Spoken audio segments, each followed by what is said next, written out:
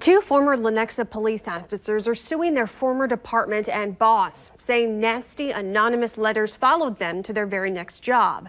They say it's obvious who sent them because their former boss did a terrible job of covering her tracks.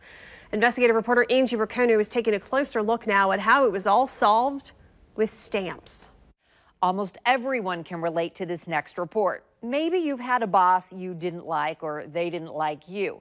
But these officers claim their old captain and department was way out of line, and they can prove it. Two former Lenexa police officers named Paul Oliver and Kurt Weigel quit their jobs and moved on to two different departments. But they say bad feelings lingered. An anonymous letter warned their new bosses they were, quote, the bottom of the barrel, and departments need to stop the practice of shifting bad officers. But who sent that nasty note? One officer noticed his name was misspelled Weigel with an A when it's actually Weigel with an E.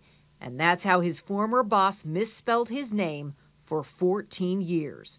So he accused Lenexa Police Captain Diana Mendoza of sending it. The lawsuit claims Mendoza denied it. They didn't believe her.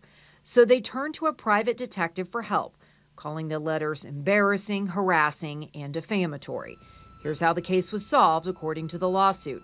They traced stamps from the envelope to this Lenexa post office and the kiosk inside. That's because the stamps had this batch number. And that traced to a Guns N' Hoses credit card. Captain Mendoza is an executive on the board.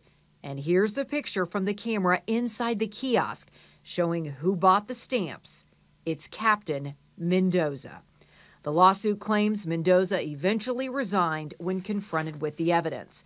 The former officers are now suing Mendoza as well as other commanding officers, the department and the city, saying the people you see on your screen were involved in the toxic work environment, the nasty letters, or the cover-up. We reached out to the city, the police department, and everyone who's now part of the lawsuit. A city spokesperson declined to comment because it's under litigation. We also reached out to former Captain Diana Mendoza. We did not hear back. Angie Raccone, KCTV5 News.